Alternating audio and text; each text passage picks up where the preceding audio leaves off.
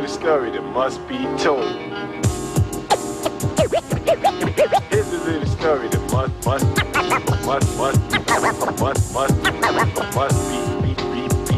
told. This one particular day when I came home from school, I usually go home and practice. And I was playing music a little bit too loud, and my moms came and banged on the door, boom, boom, boom, boom, boom. If you don't cut that music down, you're gonna have to cut it off. So while she was in the doorway, screaming at me, I was still holding the record and rubbing the record back and forth. When she left, I was like, that's a pretty good idea. So when she left, I experimented with it, a couple of months, a couple of weeks, different records. And then when I was ready, we gave a party, and that's when I first introduced the scratch.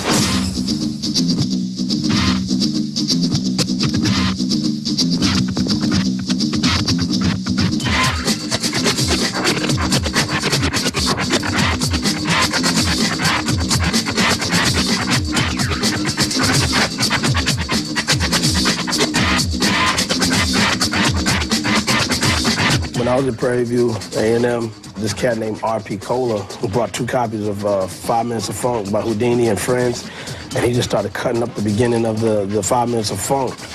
And he had the little felt pads and everything. I had already seen hip-hop being done, like on, there'd been footage like that show Graffiti Rock, but to see somebody in Texas actually do it in my face at school was like, I was like, oh man, this dude is actually doing what I've seen on TV and stuff, and he's actually making it come to light at Texas. And I stepped to him and was like, yo, man, you gotta show me how to do that.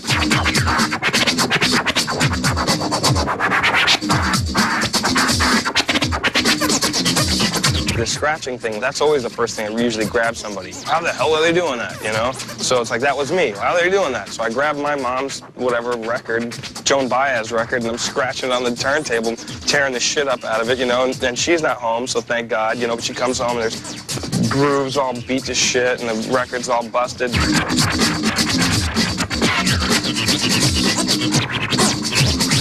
My dad used to hide his needles in these attaché cases that my mom had. And he would hide the needles there and lock them up. And my brother would pick the lock and take the needles out and stuff like that and set them up on the turntables and call his friends over, and his friends would just bring massive records, like crates of records and stuff like that. And they just make tapes, They make all kind of mixtapes with his friends rhyming and my brother DJing, cutting up beats and stuff like that. And that was my first exposure to the whole art of DJing and hip-hop.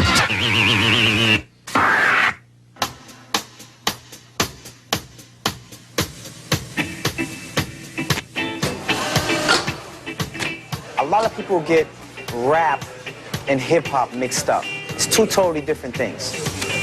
When you say rap, you say an MC and a DJ.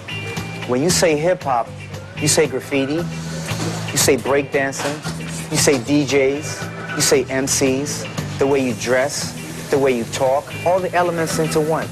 That's hip-hop.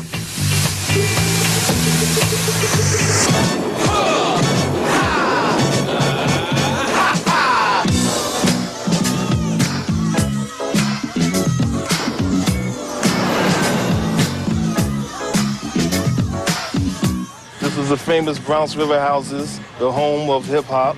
We used to say the home of God, and also Little Vietnam. It was crazy at one time, with even the police when they come in.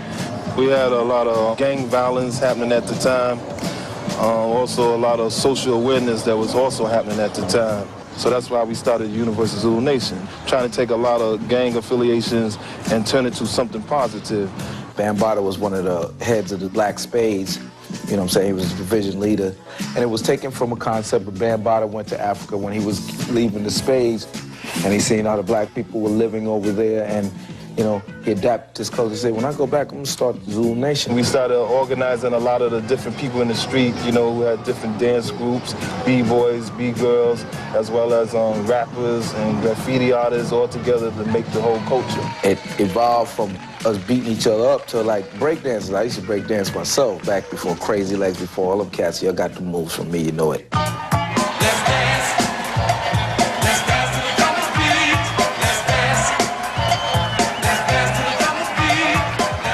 I guess it was 73, and a lot of these DJs, they were basically playing, you know, kind of like a disco club type of thing, you know. A lot of stuff that was being played on the radio, a lot of popular stuff.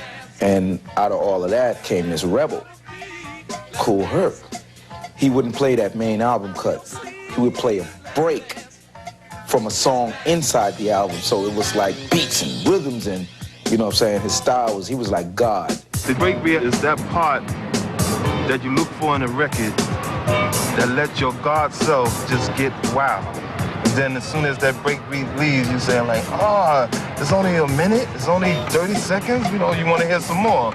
So that's where the hip-hop DJs came in and started making that beat, that breakbeat, that stripped down funk, expand longer and longer for you could just get crazier and crazier and crazier on the dance floor. So that inspired me right there. I was like, okay, I got this 15-piece drum set upstairs that I took since I was 8 years old, building up, you know what I'm saying? Now I gotta make room for some turntables. One day I'm upstairs, bam's turntables dropped, broke.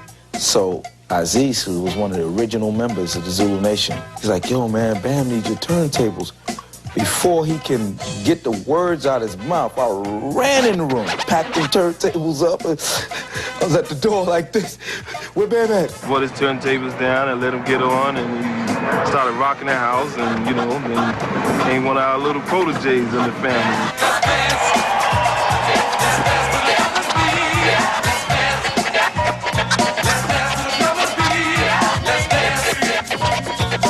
We had Jazzy J, Red Alert, Grand Wizard Theodore, DST. All of them had their different characteristics that just blew up the turntable. The DJ was the source of the energy because it was his responsibility to find the music, the selection of music, what type of rhythms that the people would feel in the audience. And there actually were no MCs, it was just the DJ. We would never get on the mic and start saying a rhyme.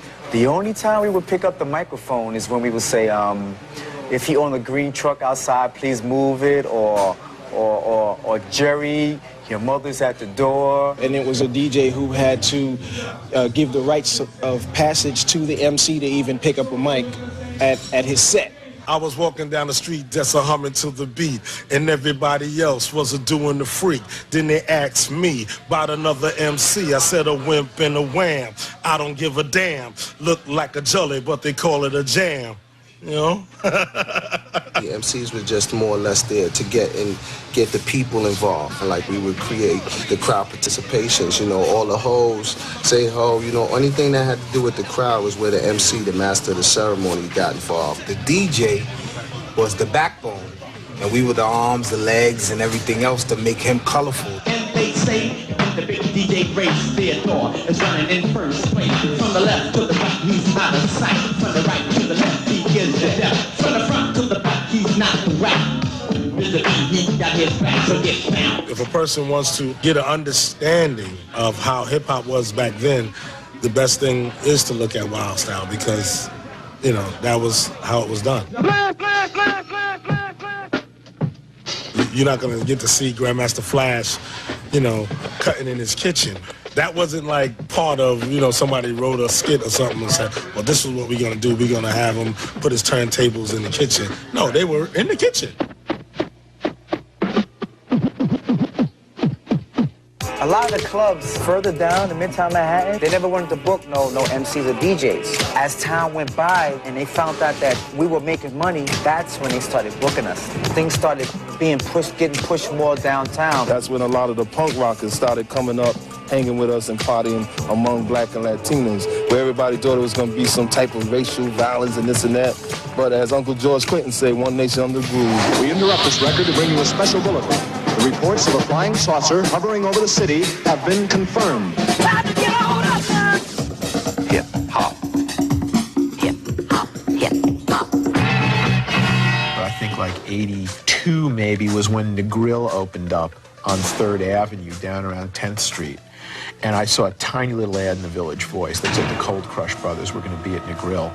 And I went down there with my girlfriend at the time, and we walked in, and it was a basement, and I could hear this enormous, loud beat happening, like boom, boom, boom, boom, boom, boom, boom. And I was like, yeah. So I gave him the money, and I went down the stairs so fast, I think she was flying behind me like a flag in a cartoon. You're like, woo! And I said, oh, yeah, man. I was, standing there at the edge of the dance floor, and there were like a couple of Japanese business guys who seemed to be everywhere in hip-hop at the beginning. They're standing around there. They, like, always know where it's at, And me and my girlfriend. I said, this is great, huh? She said, well, I think I'm going to have, like, a drink. And I went over and bought 2 of them. I said, here you go. Just have them both. And because I was like, I didn't need the drink or anything, man. I was just like, let's go. Because there's nothing in this music that I don't want to hear. There's words that are kind of syncopated and rhythmic, and there's this hot drum track. It's great. This is music I've been waiting all my life to hear, and I didn't know it. We felt so attached to this because this wasn't just something that we did for the money. I mean, we believed in this. I mean, when I left, I could play for 6-7 hours outside, and when I came home, I set my turntables up and I played for another 6-7 hours. You know what I'm saying? It was something I had to do. It's history, and a lot of people don't really understand what actually happened then, because there's the pre-rap record hip-hop, before people were rhyming on records. When Rapper's Delight came out, it got into the era where the rappers didn't need a DJ. As long as they have a drum machine on the side, you didn't need a DJ. And a lot of record companies wanted to just pay the rappers and not pay the DJs because the rapper's voice is on the record. So what do you need a DJ for? DJs are the ones that put the MCs out there, but then the MCs became the power. A lot of MCs got away from the cultural part and got into all about the Benjamins, and they left the DJ behind. It took a lot out of hip-hop in my heart, because I was one of the rappers who liked to rap to my DJ's feeling. If he felt good, I felt good, and my music was sounding good because he was sounding good, and vice versa. But then when it was that, it's like you're rhyming on a flat line, not a heartbeat. We're just 3 MCs and 1 DJ, and we be getting down with no delay. So mix master mic and what you got to say.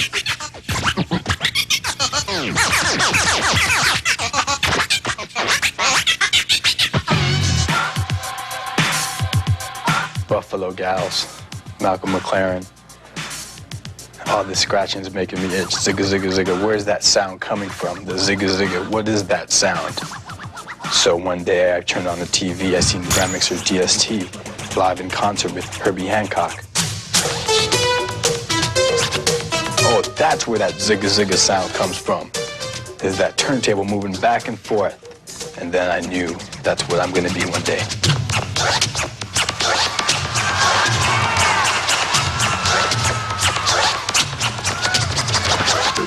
It was just so futuristic at its time. Who would have thought? I mean, there's people playing the trumpet, drums, but I just knew that this is something different. Hey, I want to move the record back and forth in my own way. Actually, I couldn't afford turntables at the time, so I bought 2 tape decks. I used to record Halloween spooky sounds or space sounds from 1999, and I would mix off 2 tape decks. And that's where I got my name, Mixmaster Mike. Mike really communicates with the soul of the solar system. And he really, he and a few other, not just know about the aliens, they have the knowledge of having been there. In other words, he knows about Earth because he's here and he's moving around in those stratas just trying to show the Earth people what's going on. But that he's truly a Zectarian.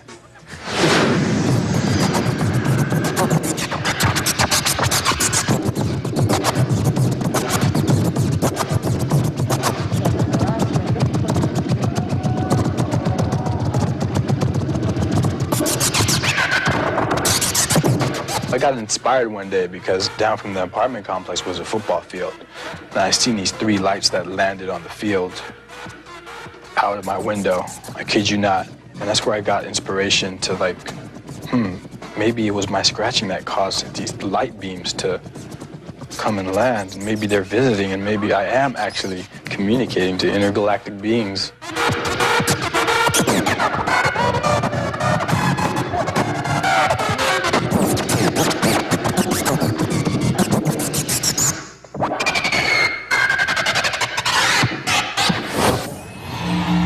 I grew up listening to a lot of jazz and funk, and I wanted to be a part of that movement in another way instead of just being a listener.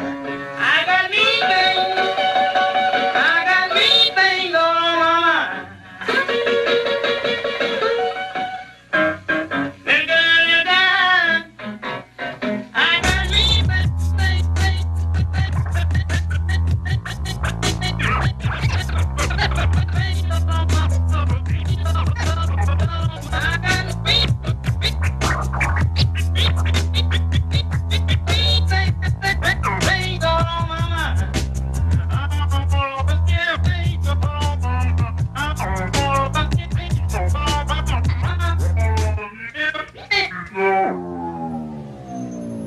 That's Robert Johnson, the Delta Blues.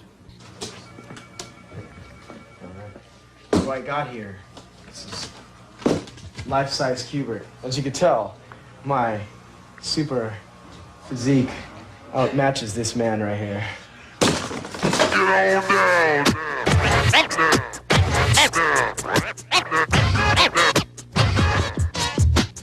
I used to DJ garage parties and stuff, and there'd be some times where I'd do the same garage in other months, and I'd see this kid pop up every now and then, and it would happen to be Cubert.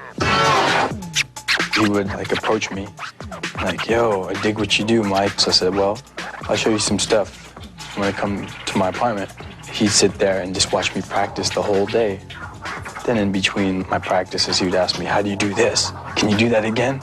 My advice, do not show this guy your scratch that you found and developed, because he will take that and understand it so much more than you have. You know, he's like the Louis Armstrong of scratching. You know, even everyone tries to dress like him, except me, though. I look a lot better. One day, everyone's going to try to look like Yoga Frog. But for now, we got this guy, the one and only DJ Cubert.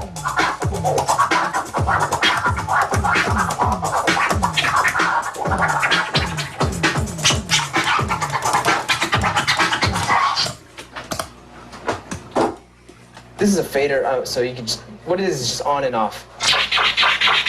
You know, that's all it is. It's kind of like talking, you know, you just speak what you're saying, you know. The more techniques you know, the more, it's like each technique is a word. And so the larger your vocabulary, the more articulate you can speak. Farts, burps.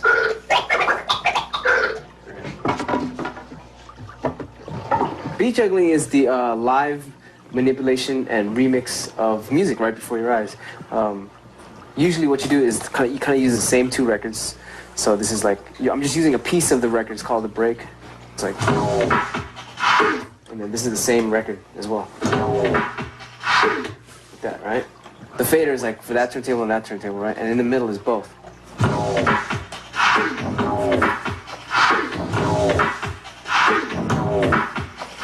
So if you mess with both of those beats, you can go.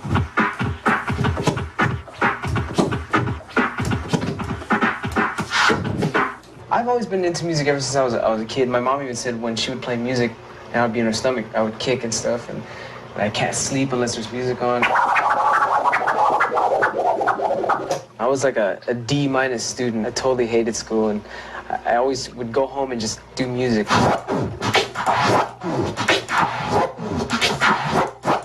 I had a little turntable when I was a little kid. It was one of those Fisher Price turntables, and I used to play it backwards and stuff when I was like I don't know, 4 or 5 years old.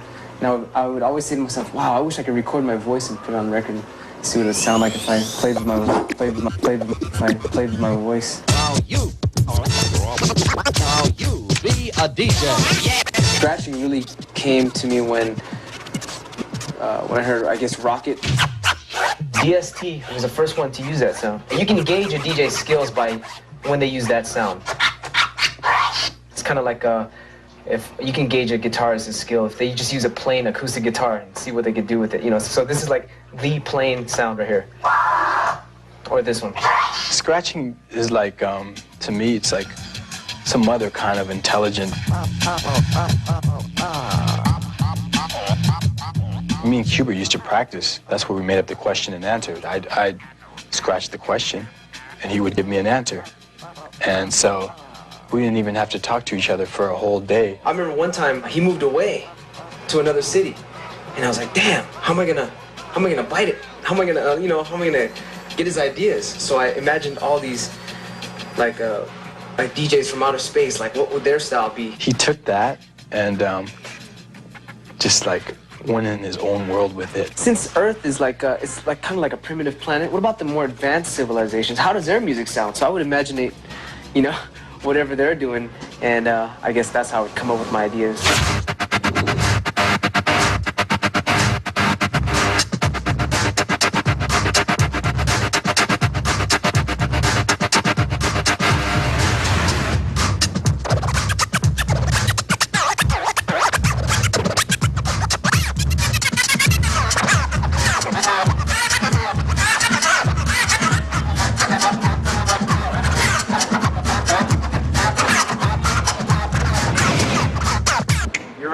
What's up?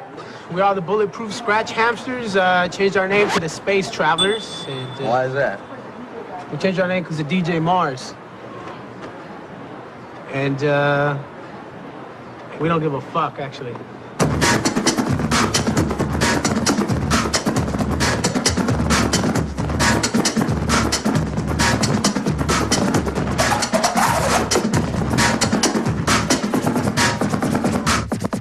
In the mid-'80s, everybody was a mobile DJ. Yeah. When you were a mobile DJ? Yeah, I mean, everyone in high school, everyone had their crews, and you'd bring your whole system, and everyone would play for half an hour, and whoever, like, rocked the crowd the best was, like, the winner. Lowrider, car show, YMCA, corner store battles, you know what I mean? School DJ battles, block parties and shit, For real, man, I used to do parties. And motherfuckers would want to take my turns, But that never happened, did it? It was all about battling, You got the b-boy battles and totally the DJ battles and stuff, and everyone would kind of get together, or you would even go to someone's house. Even if they just did a party in someone's garage where they'd open up the door and there'd be like 8 people sitting around smoking weed. Make that motherfucker warm! It's getting hot! It's getting hot! I remember going by Eddie Duff's house all the time, and he'd be down in this little room that got all sweaty, just scratching. Make it a little warmer!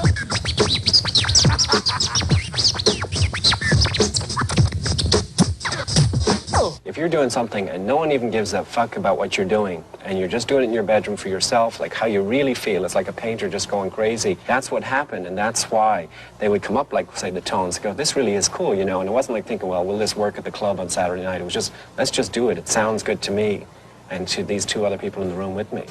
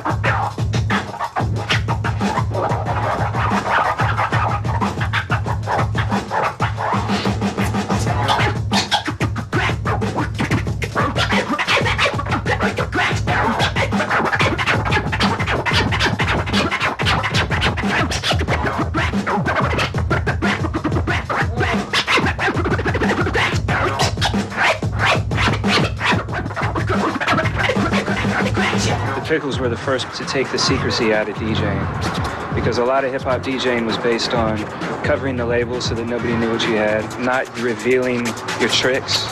And I think the Trickles were the first people to just be like, hey, here's exactly how to do what we do. We want you to go out and do it better so that we can learn from you. That to me was like, that was a giant step forward.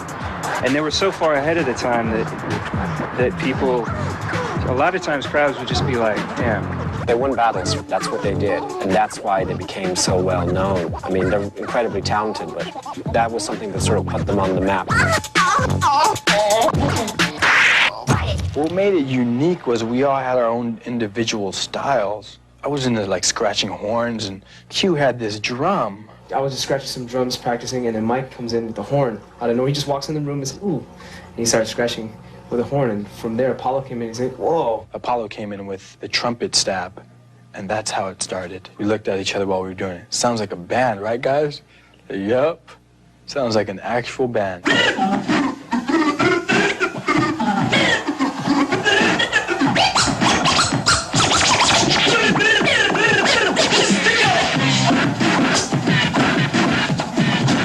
We felt totally like this is it, right? We're doing something different than everyone else. Yeah, we were totally like on another branch of hip hop. We're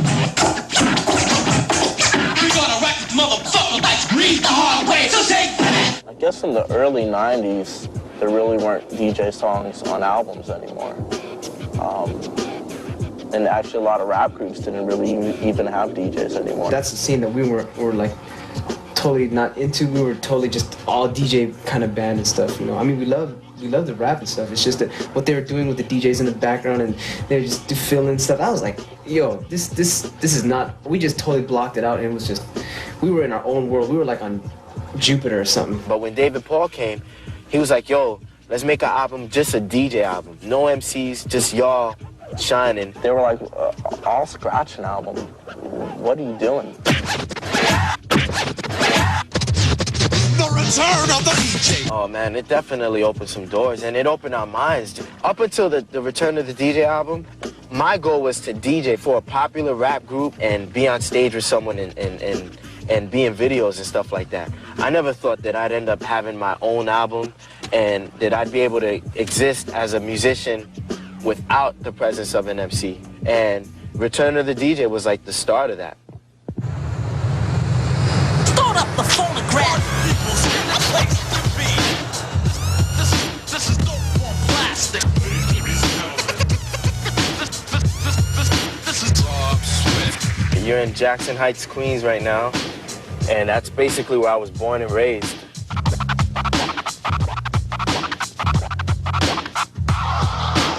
I'm Spanish. My parents are both Colombian, and at an early age I was exposed to music like salsa and merengue and stuff like that. During the early 90s, you had club DJs, house DJs, radio DJs, mixtape DJs who did mixtapes and stuff like that. We were like, yo, we want to have a concrete, specific identity, which I think Babu was like the first person to actually even use the word turntablist. I told him that, and he goes, you know what, man, I'm not even gonna call myself DJ Babu anymore. I'm just gonna be called, like J. Rue calls himself the Damager, I'm gonna be called Babu the Turntablist. And that's what it was. It was something I'd write on my mixtapes. It was something I named myself. So, and then all of a sudden it just went, just scattered, you know. He dropped it a few places here and there. Yeah, we're turntablists. To me, the original turntablist is Grand Mixer DST. Not only was he an integral part of the song and the band, he was like the highlight.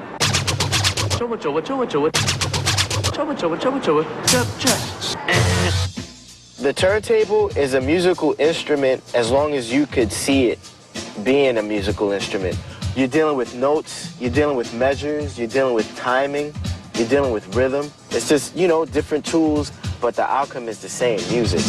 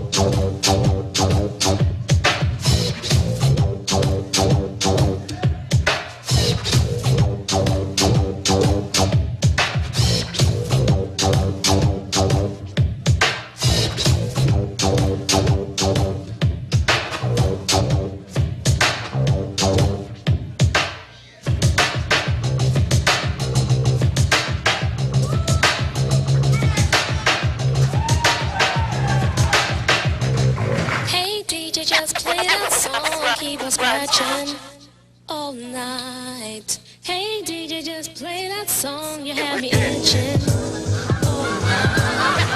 Hey DJ, just play that song, keep it scratching all night. Hey DJ, just play that song, you have What's up with Rocco? What? Hey DJ, just play that song, keep it scratching. Mr. Sinister representing the executionists from Queens, New York. Word, word, word, word. Representing Brooklyn Total Eclipse. Rob Swift. Rob Swift. Fuck later, fuck later, fuck later. From Manhattan, representing the X. The fuck.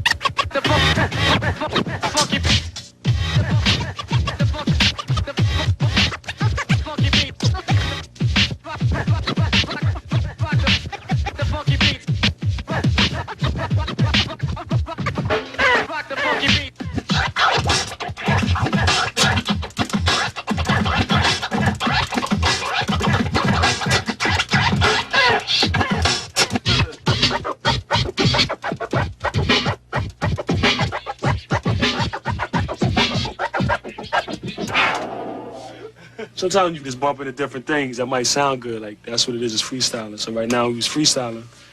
We doing one thing that sounded really good. So we figured we could probably incorporate it into something else that we're doing. Word. You know? All good ideas happen by accident.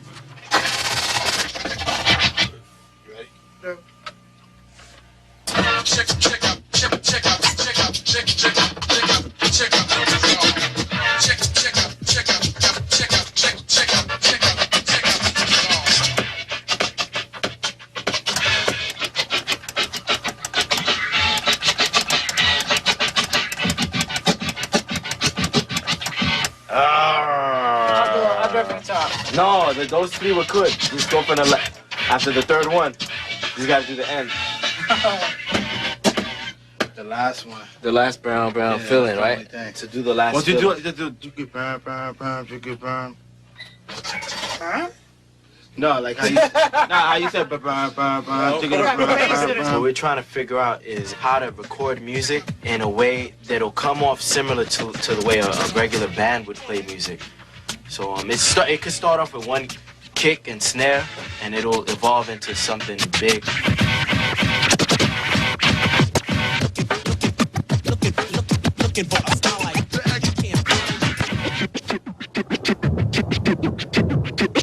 Welcome to Brooklyn. Guys can come in. This is basically a rub, so it'd be fresh. It's a tool. It's a method of transcribing scratches. It's helpful if you're trying to convey your composition to someone else. When I started doing that, I brought it to the DJs, Rob Swift, Babu, and they're like, oh, this works. So then I felt, okay, I got to develop, and that's where it is now, where we got this little booklet. This is a routine that Rob Swift did. If you follow along here, it's scratch, chin, scratching, boom, scratch, chin, boom, scratching, boom. What is it? What this is all about is the art of mixing. It's analog. It's right in front of you. They don't need a delay line. They're creating delays with beat juggling or with moving the fader in certain ways to stagger things and to stutter things and to manipulate time with your hands.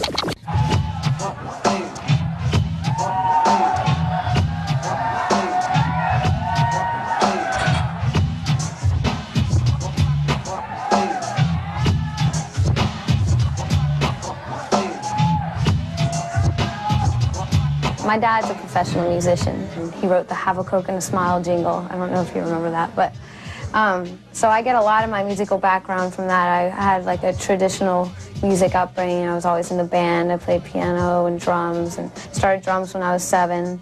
And just all through high school, marching band, snare drum, I can read music, I played trumpet. But with the scratching, I had just heard like, wicka, wicka, you know, like really easy, simple stuff. I was like, oh, anyone can do that.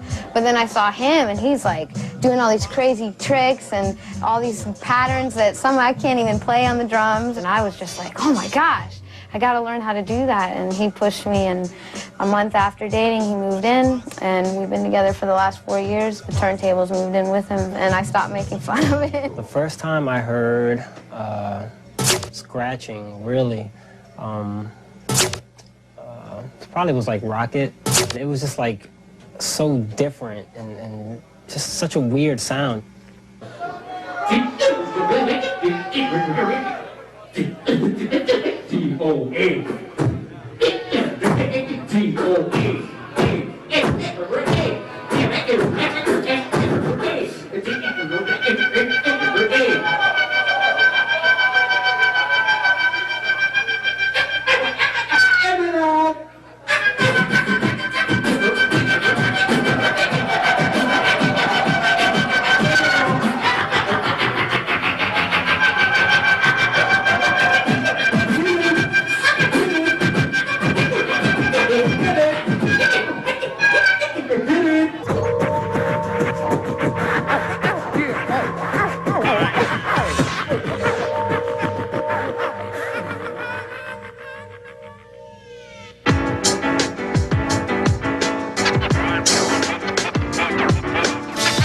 Yes, there was hip-hop, and it started like, you know, when it started. But my mom had the actual records, and hip-hop just showed me how to play those records. See, it's two of them. Circle, circle. I don't have a mixer. When I bought my first set of 1200s, I woke up the next morning and I looked at them and I said, oh no, what did I just do? I just spent a whole lot of money on turntables. And then as I began to gaze at them, I said, wait a minute, I can make this work. And I read some theory book, but they said if you practice for 1 year and give up everything, women, wine, song, everything, you give it all up, you would be the best at what you do. And that's basically what I did. Day in, day out. When I go to work, he's getting ready. When I come back from work, we're still practicing. When I go to sleep, still practicing until I say it's enough. That I can't take anymore. Or else I'll break the needles. Okay? I'll break the needles and then you can't play anymore. Watch out. Steve D, Johnny Cash, and Sean C.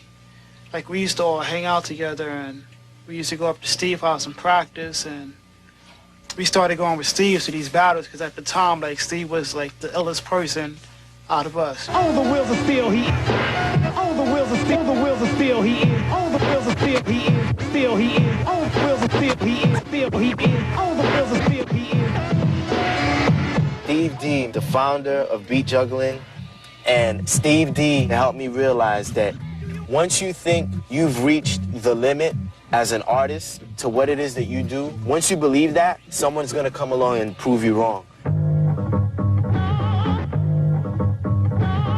Battling, b-boying, you know what I'm saying? That's where it all came from. That's where hip-hop came from being, you know, competitive and from, like, trying to, like, knock the next guy down and trying to be the best. But it's all fun, you know what I'm saying? It ain't, like, real beef. Hip-hop is asking you a question, you know, and that question is, what are you going to do? So if that person is considering himself hip-hop, as far as battling or being a DJ or what have you, he's asking you that question, and it's up to you to answer it. And if you don't answer it, you lose. Isn't competition kind of like part of the American way? You know what I'm saying? Like, aren't we all kind of raised to compete in the world and to get ahead the next person? All the time. I'm competitive with anything. You know, I want to be the best at whatever I can be. If it's drawing a straight line, I want to be able to make the straightest line. Because, you know, growing up in Harlem, you know, you have to be tough that way. Understand, this is the motherfucking DMC. U.S. Finals. Somebody gonna leave here and go represent for the U.S. DMC stands for Disco Mix Club. It was a house music competition, and then DJ Cheese from Plainfield, New Jersey, who's the '86 world champion for DMC, when he entered that year, he introduced scratching into it and changed the whole battle. And they went along with it and let it be a hip-hop battle.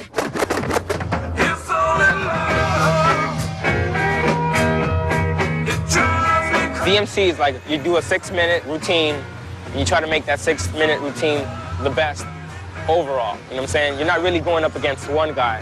You're not trying to, like, battle this one guy. You're trying to battle everybody.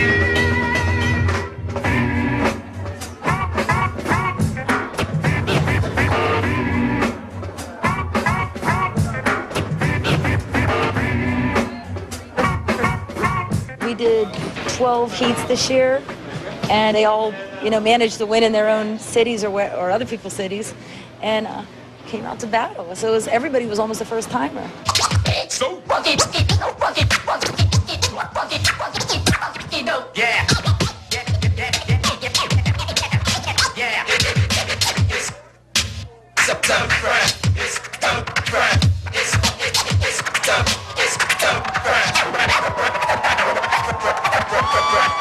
Back in the day, DJ, it was mostly like, you know, you'd mix.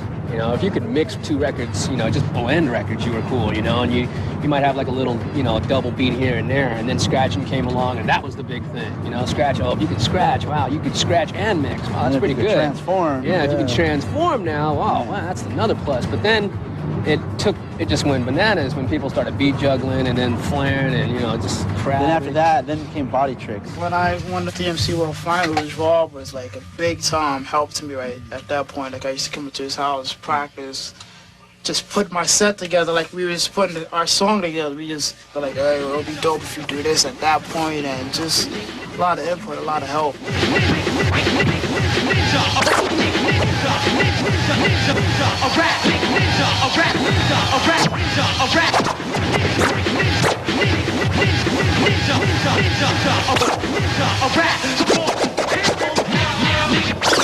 You can watch a videotape and not realize how much time and energy was put into those 6 minutes. Months and months of practice, you know, boiled down to 6 minutes.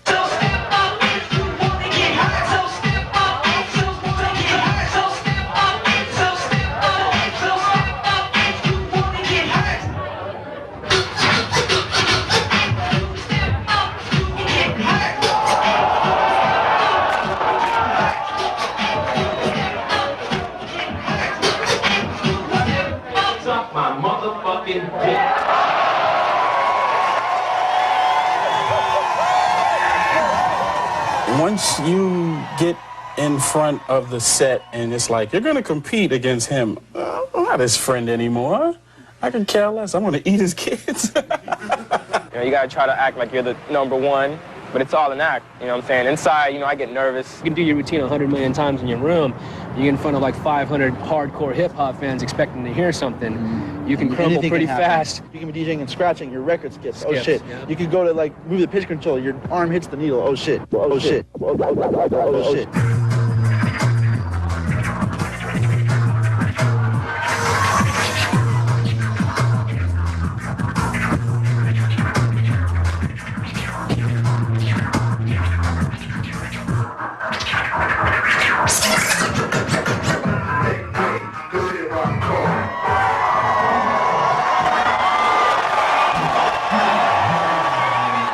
Interesting ones, Mysterio, Snake Eyes, you know, the ones that come out bugged out. They're not afraid to look different or do anything different.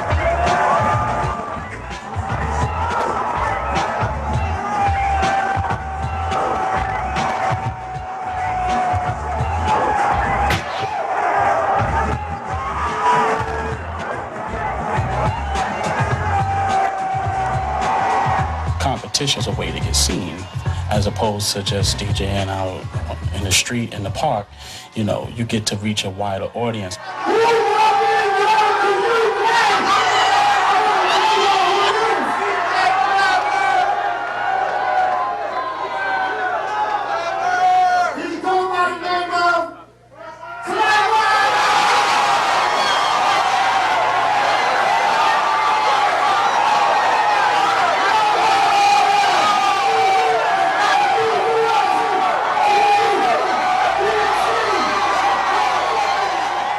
The winner from tonight, he goes to DMC World Championships and he battles through the eliminations to see if he places, which usually US DJs do place. And then he'll eventually go up against Craze.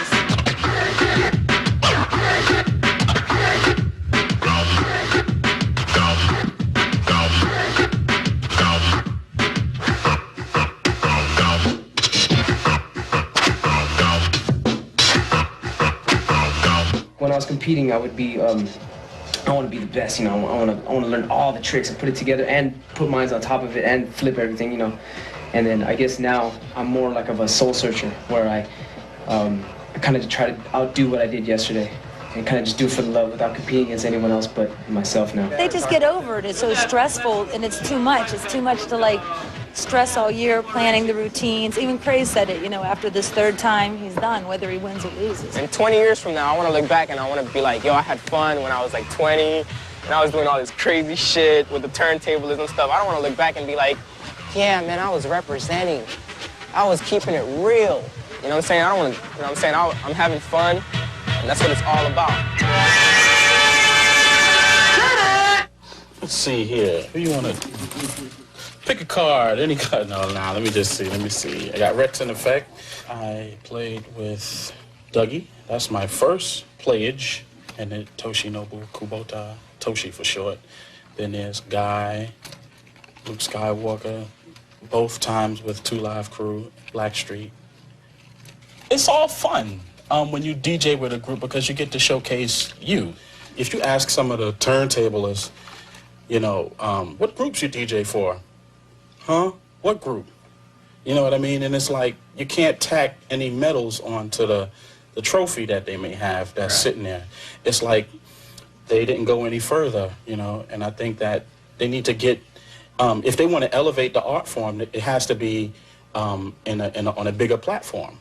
You know what I mean? With whether you're performing in the studio or performing with another kind of artist, just take it there. 10, come on, 9, come on, 8, come on, 7, come on, 6, come on, 5, come on, 4, 3, 2, 1, rock. And now, without any further ado, give it up for DJ Nuo and DJ Frank Tibbs.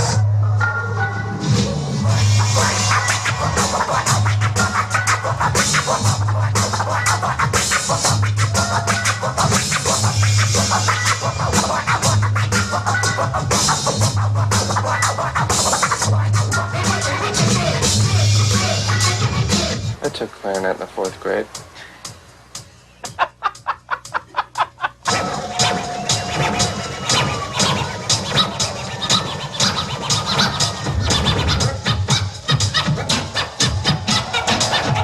I got my first drum at 5, and then I started playing on a set at 11, 12 years old, somewhere in that range.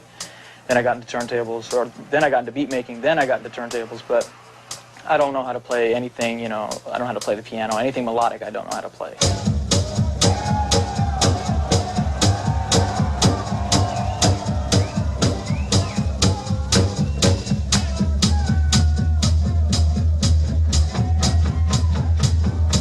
Turntable was originally something you walked away from when you put a record on, you know? You never thought to sit there and look at it and say, what else can I do with this?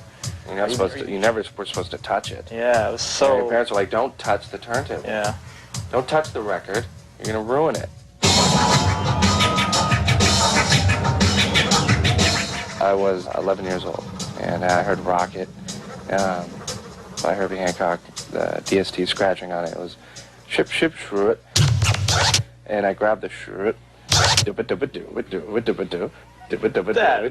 sucks.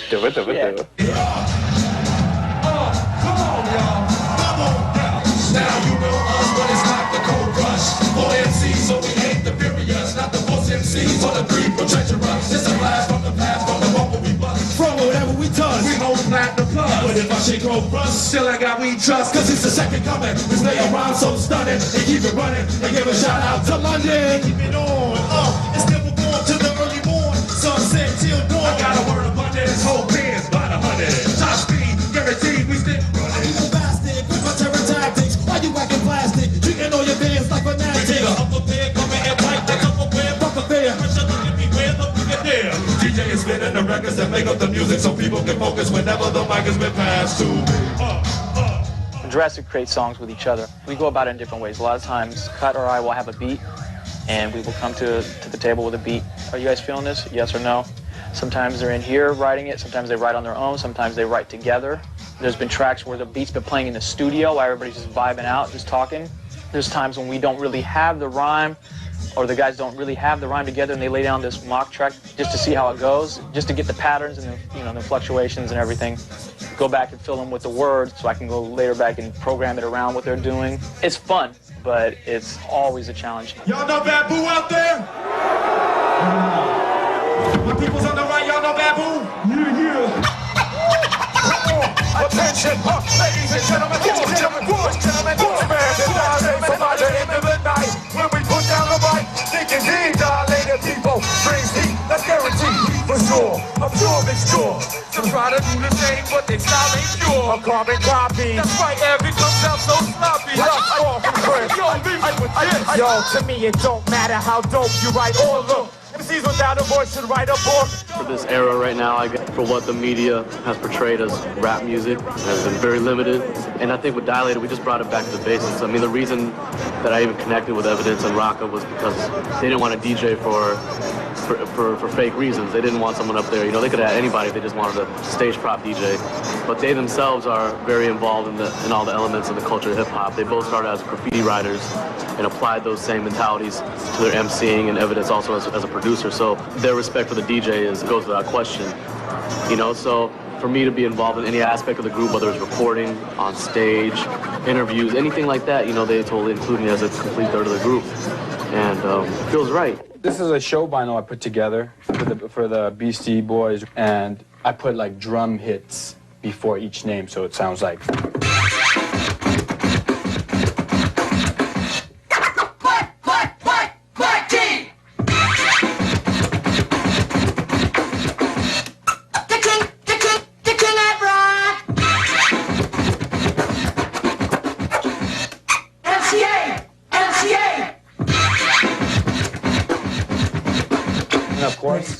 And of course, Mix master.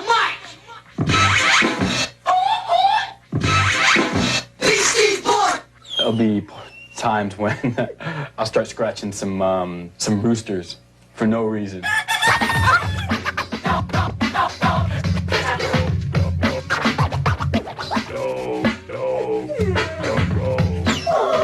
Just totally flip them out. You know, it's like I'm their maestro, and it's like whatever I throw in, they have no choice. They have to rhyme over it. Come down into the dungeon.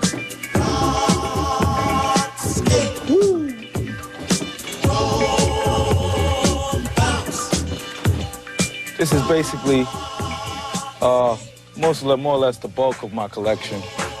I got records dating back from the early 30s. You know what I'm saying? Got some vintage hip-hop. Even got a little Chuck Berry right there. Chucky, baby. Yeah, I got 300,000 or 400,000 altogether I have in the house. Doubles of a lot of things, you know, rare cuts and some garbage.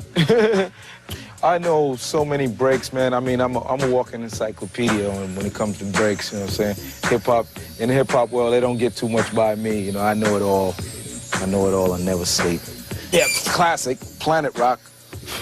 One particular thing that I remember was going to see Africa Bambaataa Planet Rock. And Jazzy J was so funky, it was great. Moving from one break to the next, cutting two records together, it was just wonderful.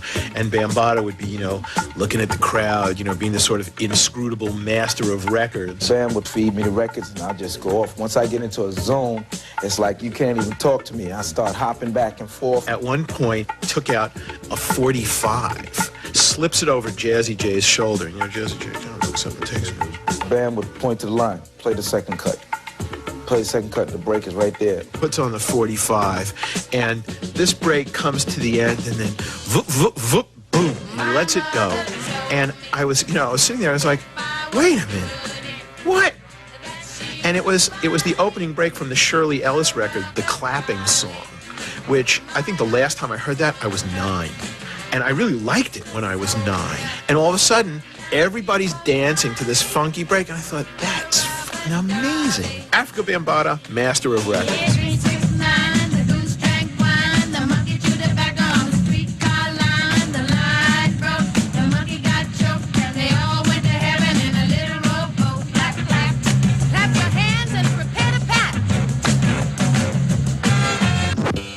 Amongst all these records of shit that's probably here, you know, like your Lawrence Welk and, I don't know, Earth, Wind & Fire's not really shit, and Rolling Stones, all these records that you're gonna have here, there might be that one diamond in the rough, like, that's really a rockin' beat. When you find that one that you know you're the only one that found, you just kinda remember, okay, this is what it was all about. You could be digging for breaks or vocal samples or bass lines or weird children's records or whatever, but it's the whole art of building up an arsenal so when you do go to a party, different from the next guy. My friend T-Ray, he tells me these stories like, yo, Cut, he's from the South.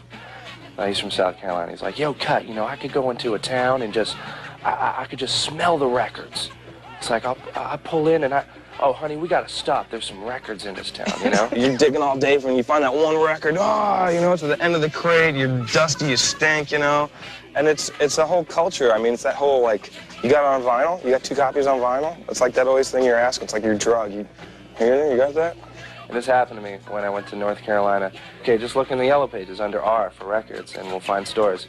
Phone pages ripped out. Somebody got there before us looking for records. I talked to T-Ray, and he was just like, oh, yeah, man. Oh, no, you won't be able to find a phone book with records, you know, listed in there, because I tore them all out already. So I'm like, oh, man. DJ Shadow. He's the king of digging. No one's iller than him. He's got a keen sense. He's got the spidey sense. He comes here regularly and spends the day usually going through the records downstairs. And he's been coming here for a long time. And he always comes up with a big stack of records like that. We don't let just anybody downstairs, so he does have a special relationship in that sense. This is just, it's my little nirvana. And being a DJ that I take, you know, the art of digging seriously. And this is just a place I've been going to for 11 years. It's just an incredible archive of music culture. And there's the promise in these stacks of finding something that you're going to use. And in fact, most of my first album was built off of records pulled from here. So it has almost a karmic element of like, you know, I was meant to find this on top, or I was meant to pull this out because it worked so well with this. So it's got a lot of meaning for me personally.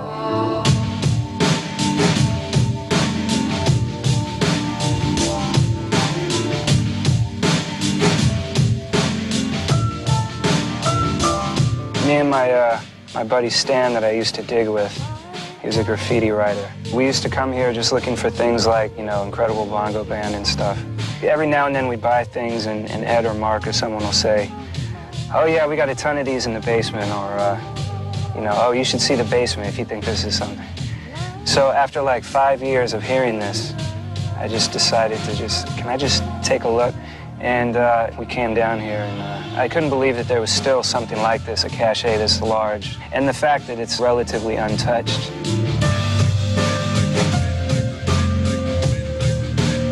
Just being in here is a humbling experience to me because you're looking through all these records, and it's sort of like a big pile of broken dreams in a way. Almost none of these artists still have a career, really. So you have to kind of respect that in a way. I mean, if you're making records and if you're DJing and putting out, you know, releases, whether it's mixtapes or whatever, you're sort of adding to this pile, whether you want to admit it or not. You know what I mean? 10 years down the line, you'll be in here.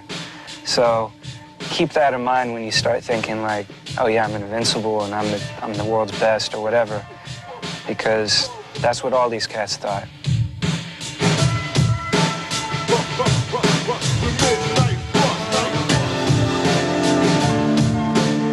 Over here is where I was digging, and there was a mummified bat under one of the records. That was nice. Watch your step here. You smell the gas? It smells like gas. I guess that's just the records.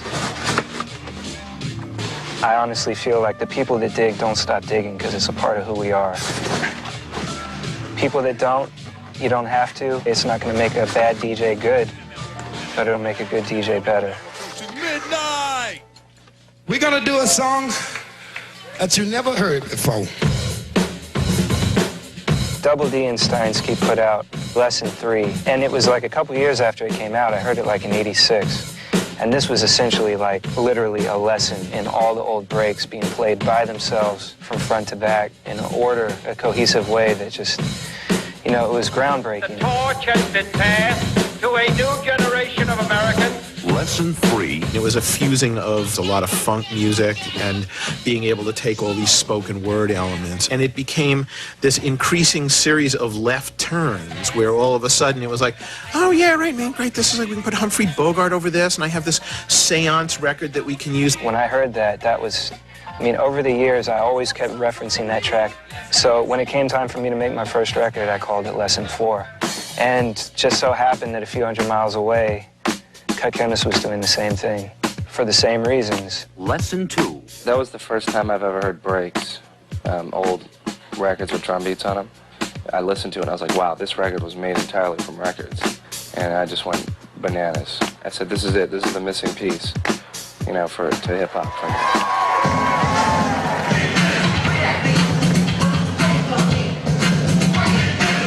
So it's sort of like a once-in-a-lifetime thrill for us, because we flew in Steinsky to join us on stage for a Lessons kind of reprise. We're trying to use all the original records.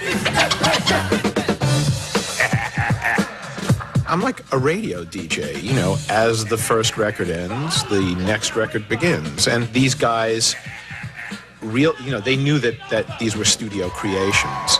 And they kind of looked at them as, oh, yes, this should be able to happen live, which is amazing to me because we never even thought about that.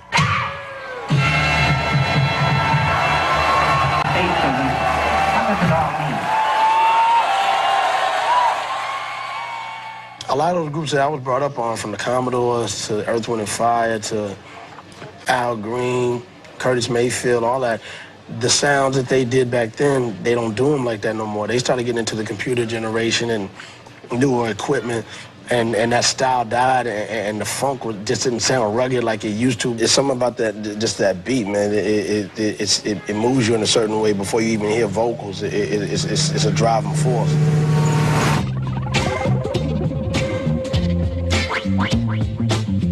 Premier embodies the best possible combination of an innovator in the DJ realm and an innovator in the production realm. You could tell he was a DJ first, got good at that, and then started making his own beats and just utilized records in every possible way. And the artists I work with, I always kind of hear the song before I do it. And what it is when I start looking for samples or sounds on old records or whatever, I'm trying to find that sound that I heard in my head.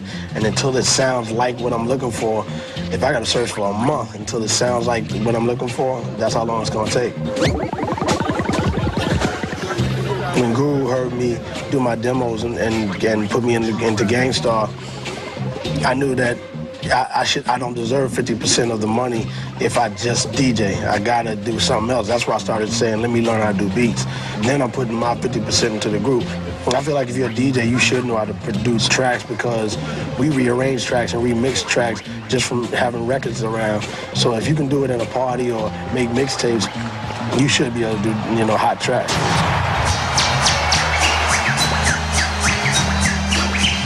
What's up, California? What the fuck's going on, California? Yeah, that's my man DJ Premier. I am the guru. We are gangsta.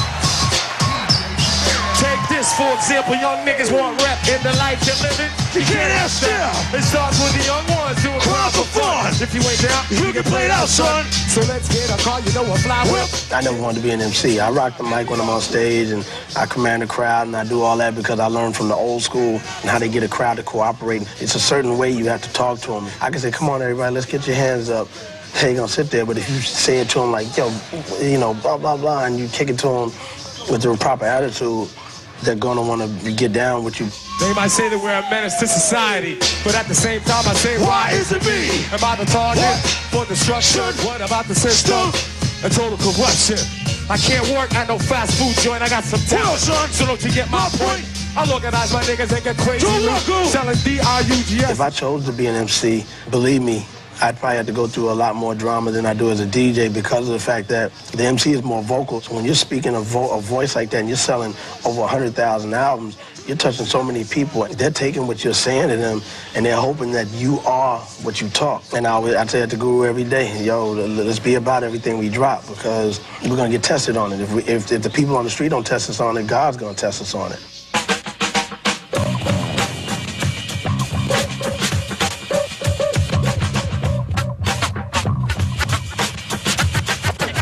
Making your own vinyl is, it adds a different level from when I was just playing other people's records and can just, you know, I kind of had to go with whatever their format was.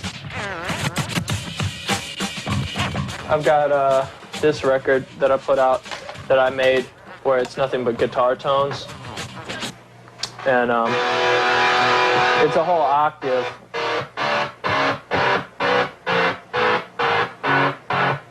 So you can play it like an instrument.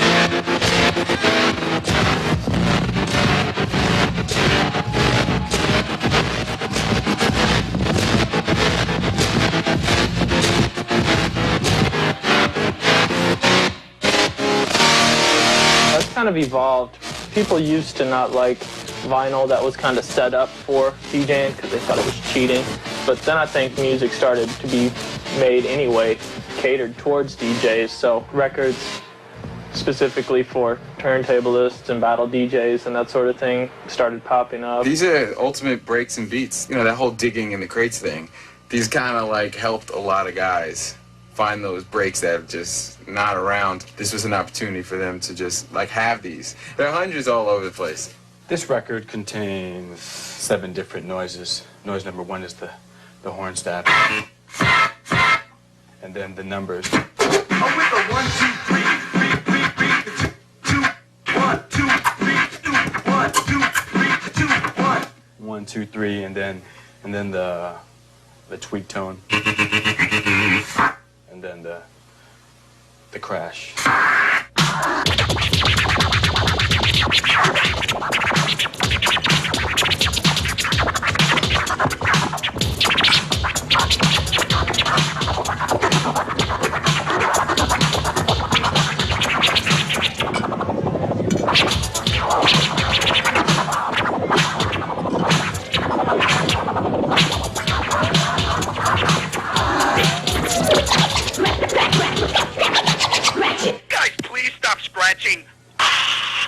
Is there any other sounds you guys could scratch besides whoosh?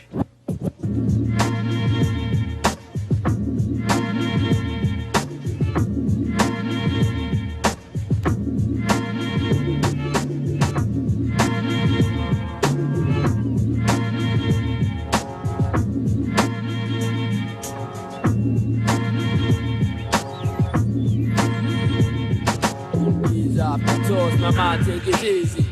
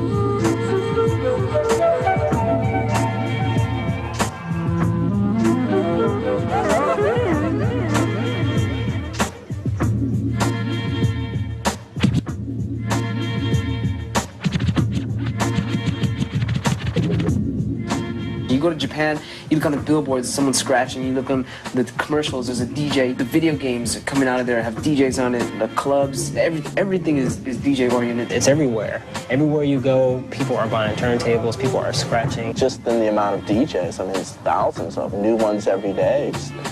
Kids want turntables and a mixer when they graduate from high school. They don't want a car, they want turntables and a mixer. I'm gonna read through the order one more time. So we're gonna start off with Will, DJ Spaz. Second, Daniel, DJ Frost. So after Daniel, we got Mike, DJ Tech, David, DJ Static. Then we're gonna do a set from the rappers. Show me what records you put on them. So anyway, I think the most important thing is that you guys enjoy yourselves when you do it.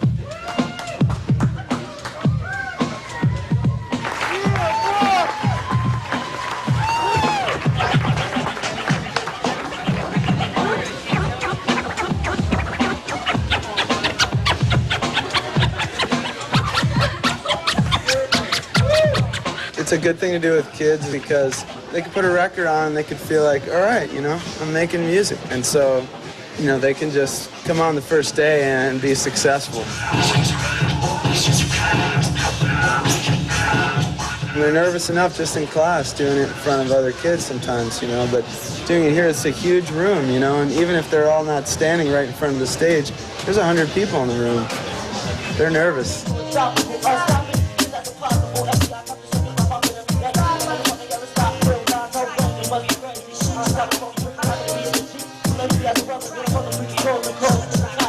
It's cool to be the one controlling the crowd, you know what I'm saying? All the kids around me in my class, they say, oh guys, you gonna DJ the next dance? I said, yeah, I'll be there. So we'll be dancing, scratching or playing music or whatever. So it's cool. You know what I'm saying? We rappers, but we be doing a little DJ. You see the little shirt right here. So DJ, they cool because, you know, a lot of guys like it. You know, they be bumping it in the cars and stuff like that. It's the whole hip-hop. Yeah, it's the whole Everything hip-hop that has to thing. do with hip-hop, we like. You like scratching? Scratching? Yeah, what is it? Scratching. Scratching.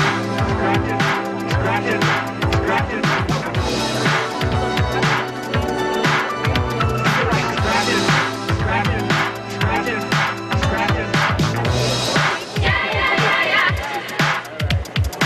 That in England, in the last few years, that turntables are outselling guitars. There's no doubt about it that the DJ industry has doubled in size in the last year alone and has captured the American youth in the same style that youth were playing guitars and drums back in the 60s. The turntablist guys have really made a big splash. There are competitions like Disco Mix Club, ITF, have really fueled innovation. You have people like Q-Burk and Rock Raider, Mixmaster Mike. It's definitely booming. Hip-hop has been wonderful to us as a company.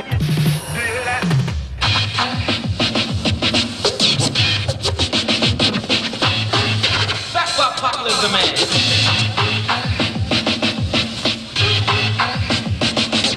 When they have a demonstration, you know, it's just the area is packed. You know, it's people standing all over the place. We've had some legendary guitar players. We get 10 or 12 people, you know. I spent all this time woodshine to learn all these, like, licks and everything, you know, musical theory and everything. And these guys come along, you know, scratching up the place. I've tried out myself, and I didn't know what they're doing. They could do some really neat stuff with it. But I guess, honestly, I hope it doesn't become another one instrument out there. I don't know, that'd just be a letdown. The turntable can entertain you for a while, but if you are only entertained that way, then you are eventually going to be dull. Kind of a silly way of making a noise that's not too pleasant to ears. Without musical instrumentation, what do they have to scratch? What are they going to do when electricity runs out and they're stuck with acoustic guitars? I don't know.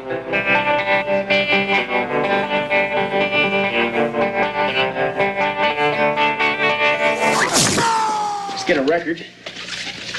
Regular record, any record will work. Have your little vinyl killer van. You can see myself, shortcut, keyword here, riding the van. Put the needle on, turn on the van. Get ready for a lot of fun and excitement. Now, let's start.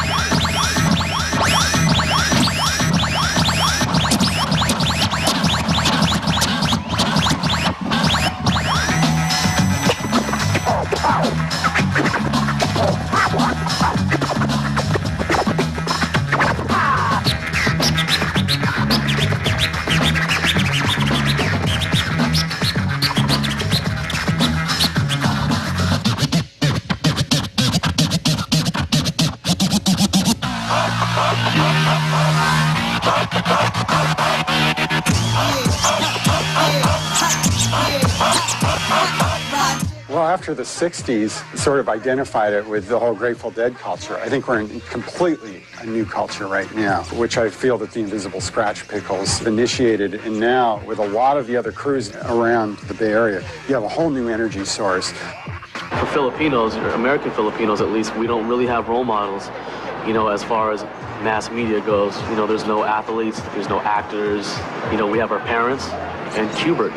And, you know, whether Q likes or dislikes the idea, he's very much a role model. You see it, you know, even the Australian DJ champs are a couple Filipino guys, you know what I mean? It's more than a coincidence, you know, and I really attribute it to Qbert and Mike and Apollo, like, putting the DJing out there so much. Invisible Scratch Pickles' presence, you just kind of go, uh-oh.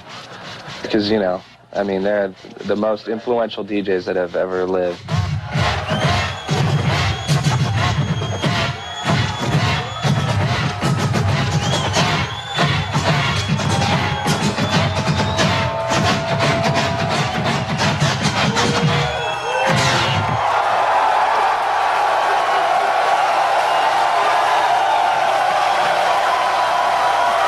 Thanks a lot, San Francisco.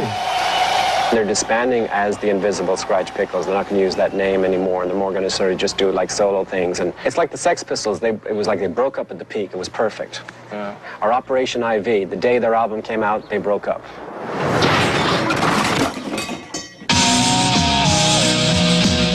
I'm waiting for the DJ PlayStation game. You got your Burger King DJ, you know what I mean? You got your fucking, you got your LA Gel commercials with some fucking DJ. What the fuck is that? What does a turntable have to do with your hair? Same shit that happened to breakdancing is gonna happen to DJing too, you know what I mean? If the true motherfuckers will survive and still be doing it 20 years from now, and there will be all those fools that jump on it for, you know, for the trend of it. That's the whole thing. We got so kind of tired of the MCs. Fuck you guys, you know, we're going to do our own thing. But now we're kind of screwing ourselves because we're almost kind of doing what the MCs were doing. We're taking this DJ thing, and no one's pushing the boundaries, and everyone gets up there and they just do their little da-da-da-da, and they go to the next guy and he does his little deal. No one's throwing in any originality, and we're just kind of getting typecast into this, oh, that's turntablism, or that's turntable music. I know the boundaries of that. I know where that's gone. You got all these new kids, they got like 10 records, and they're just battle records.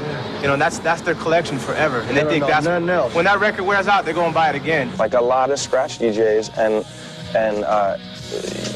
DJs that are like battle DJs don't know the first thing about digging for records and how to rock a party, you know, how to get on the mic. It's really important to get on the mic and speak to the crowd. People should make music to make people want to party and not just like make music for people to study. You know, it should make you want to party and shake your ass and like why does that get some girls on the dance floor. You know? Why does it gotta be studied? I want it back. I want it dirty. I want it crunchy. I want it raw. I want it ghetto. To most of the world, you know, this whole culture and this thing is maybe 20 years old. You know what I mean? If that. And we're just on the brink of something new. And I just know right now, it doesn't really bother me because I just know, I look at the kids who are into it now, and they're obsessed like I am. And I see them not quitting anytime soon.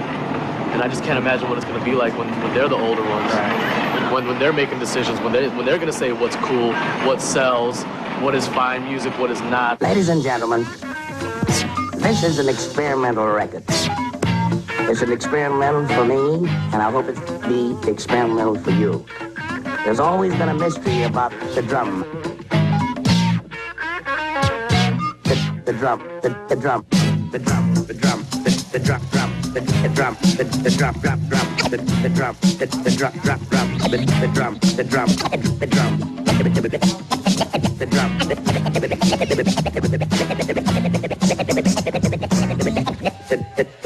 drum. Improvising. We've got our turntables, we've got a crowd, and the collective goal of making the crowd rock.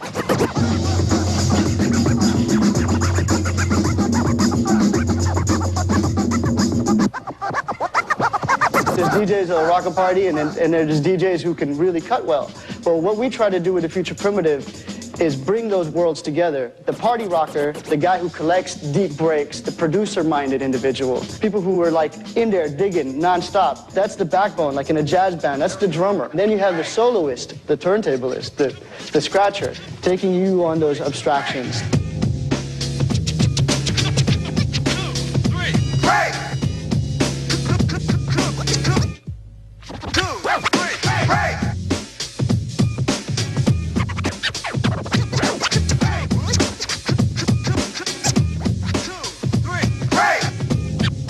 I've always thought that anything that flows, you can find parallels to and merge. Exciting thing about hip-hop is it was already doing that originally, you know, the four elements, breakdancing, DJing, graffiti, and MCing. They're trying to marry a lot of different styles and a lot of different flows.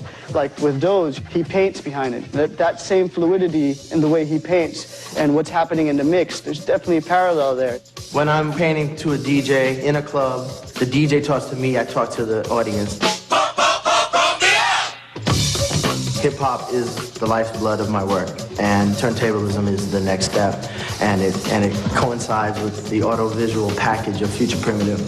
The DJ gets the B-boys going, you know what I'm saying, the breaks and whatnot. They've always been the architects, the foundation of the dance, the art, the MC. They're the conductors. They're the ones who lead you to where you want to go. Rhythm is really important. It's like if you want to reach that spiritual kind of medium in your soul, it's like the Indians when they wanted to speak to the gods and stuff. They would have like rain dances, and that would be with the drums, you know. And after a while, the drums just get hypnotic and stuff, and they go into a trance. And so music is trance-inducing, like hypnotic, gets you in that spiritual state.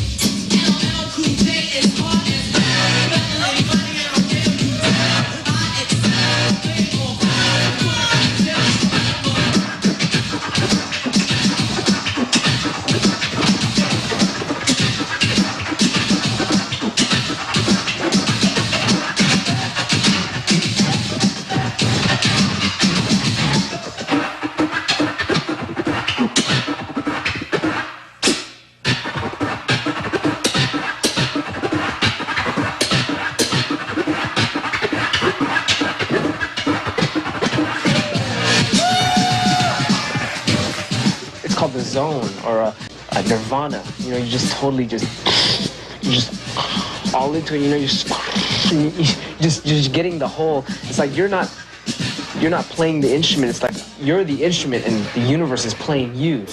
It's some kung fu stuff. I don't know. It's just you're just in there and you don't feel it. You're just flowing. Nothing can stop you.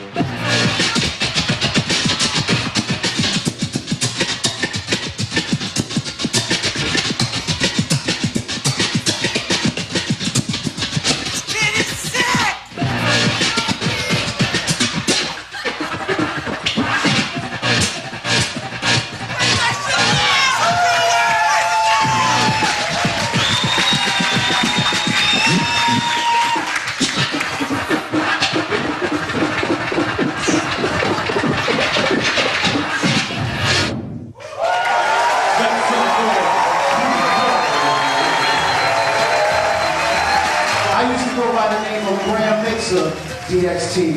And tonight, I want to thank my brother, Cuba, with the Grand Pixel. So Cuba,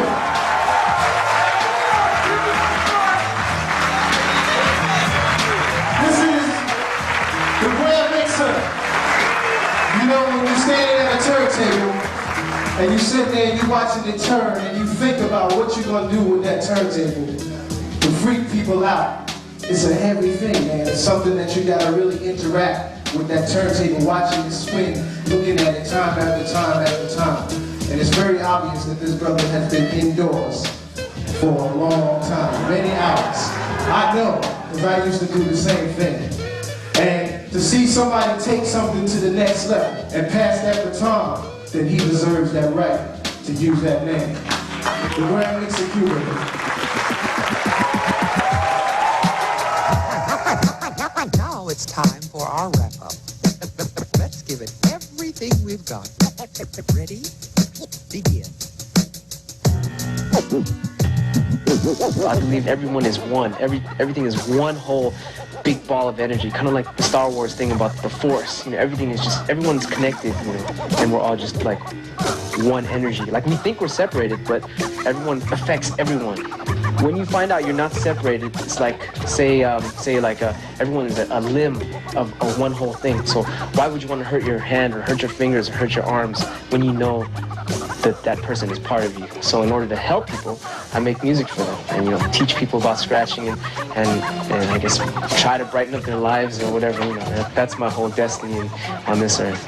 Q-Bird and Mixmaster Mike, and they all tell me, hey man, when we saw you, that was it. And I know that I've affected the population of the planet Earth, and that's a great feeling. I feel that people today are realizing that what they're doing now came from somewhere. In order for it to go any further, it has to go around the 360 in order for it to go even further.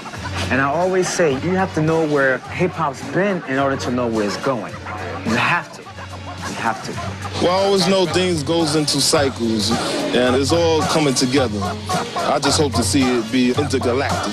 Since we are becoming galactic humans, we're trying to get to Mars and Jupiter and all that, so I'm ready to see it on all the other planets in our solar system. Not the 9 planets, but the 12 or 13 that's out there. That's what I'd like to do with turntables. Show the world that, there's something really cool out there, something different.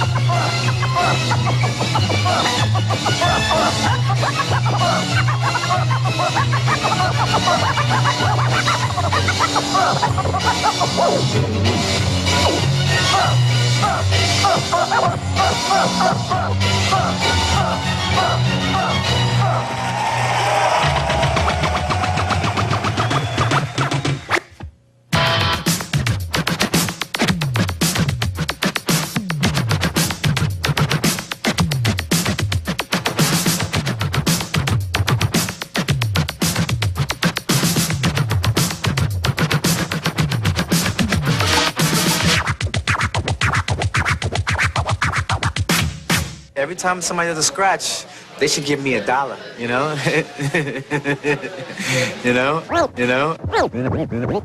I really feel that.